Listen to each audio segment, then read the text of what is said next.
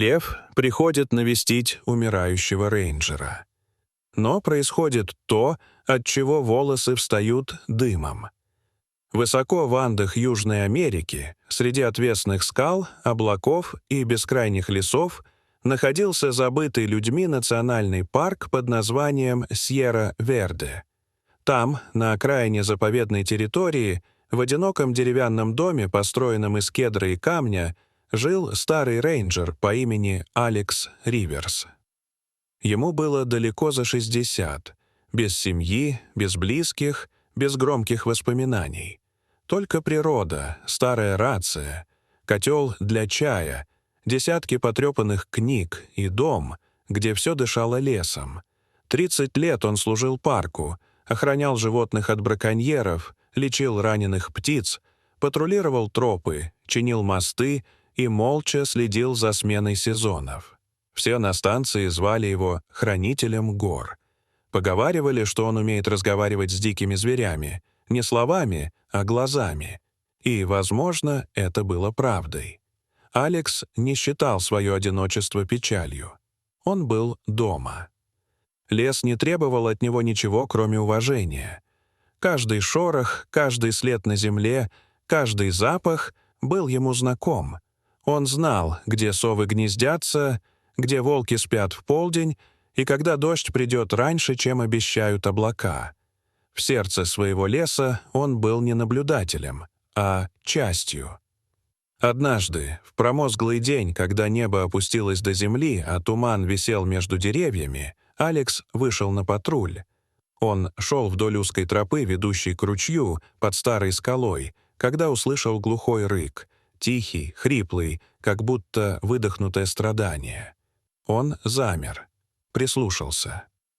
Шагнул в заросли и увидел его, молодой лев, один, с тонкой, еще не до конца сформировавшейся гривой. Он лежал у воды, раскинув лапу, в которой зияла открытая, гноящаяся рана.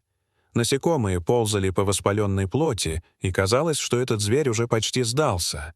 Но когда его глаза встретились со взглядом Алекса, в них еще жила искра. Больная, отчаянная, но настоящая. Алекс опустился на колени, достал полотенце, вытер со лба пот. Заговорил с ним.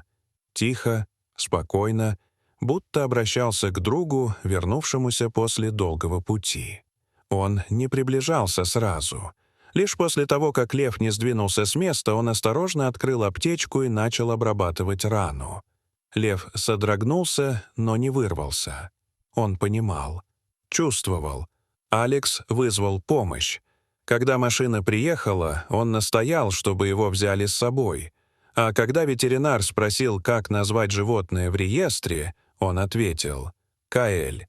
Это значит «тот, кто будет жить».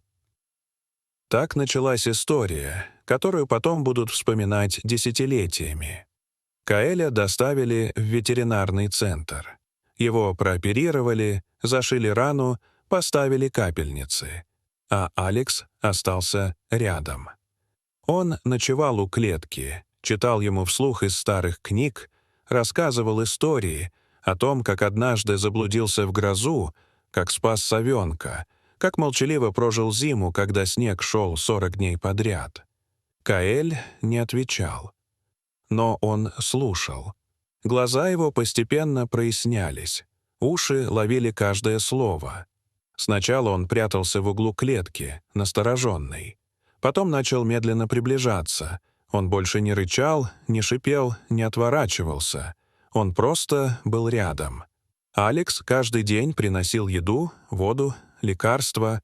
В жару ставил рядом с вольером таз с прохладной водой. В холодные ночи накрывал льва одеялом. Он ничего не ждал в ответ. Он просто заботился. Когда однажды Алекс простудился и 2 дня не появлялся, Каэль поднял тревогу. Он ревел всю ночь, метался по клетке, звал. Рейнджеры поняли. Между ними возникло нечто большее, чем просто контакт между человеком и животным. Это было сродни родству. Спустя месяцы лев стал сильным. Его шерсть блестела, походка стала легкой и точной. Он тренировался в охотничьей зоне, снова взбирался на скалы, учился выслеживать дичь. Он был готов. Ветеринар подтвердил, он может вернуться в дикую природу. В ту ночь Алекс долго сидел рядом с ним. Он не говорил много, только смотрел. Потом погладил по гриве и прошептал: «Это твой путь, и я отпускаю тебя». На рассвете вольер был открыт. Каэль вышел, обернулся. Их взгляды пересеклись, и в этом молчании было больше, чем можно сказать за жизнь. Потом он исчез в лесу, но история не закончилась. Через 3 месяца, в одно тихое утро, у ворот парка раздался рык, тот самый, уверенный, глубокий. Каэль вернулся. Он не подошел к дому, не ворвался внутрь, просто сел у забора и смотрел. Алекс вышел. Их глаза встретились. Никаких жестов, никаких звуков, только встреча. С тех пор он возвращался. Каждые несколько месяцев. Всегда на рассвете. Всегда до того, как солнце достигнет зенита. Алекс оставлял для него мясо у забора. Лев ел медленно, с достоинством, будто в гостях. Они стояли рядом. Человек и зверь. Без слов, без движений, только присутствие. Годы шли. Алекс старел. Его походка замедлилась, зрение стало хуже, пальцы дрожали. Врачи поставили диагноз. Последняя стадия рака печени. Ему предлагали переехать в город, пройти курс лечения. Он отказался. «Я хочу умереть там, где жил, где спасал, где помню каждый камень, каждую звезду». Он подготовил дом, развесил свои вещи, сложил старую фланелевую рубашку на спинку кресла. Он больше не ел, почти не говорил. Только смотрел в окно в сторону леса. Он ждал. Все знали. Он ждал Каэля.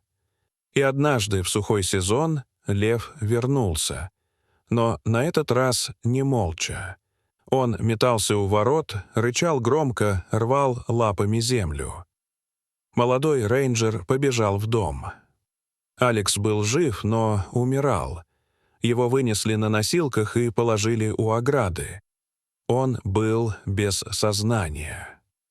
Но когда раздался рык, его глаза приоткрылись.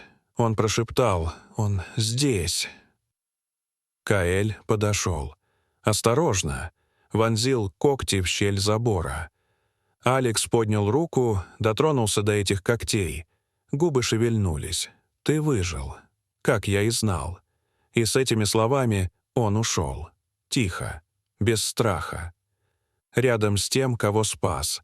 Каэля нашли сидящим у забора до самой ночи. Он не ел, не двигался. Он просто охранял, молчал. Алекса похоронили у ручья, где он впервые нашел льва. На деревянной табличке вырезали: «Алекс Риверс, хранитель гор, друг льва». Через несколько месяцев лев снова вернулся. Но не к воротам, к могиле. Он лег рядом и лежал долго, пока ветер не раздувал его гриву, как будто прощался. С тех пор он приходил туда каждый год. Тихо, один, без ревов, без шума. Только сидел и ждал сумерек. И больше никто не называл его просто диким зверем. Теперь он был тот, кто хранил последние обещания. Дорогие зрители, что вы думаете об этой истории? Расскажите, пожалуйста, в комментариях. А если вам понравилось это видео, то ставьте лайк и подписывайтесь на наш канал.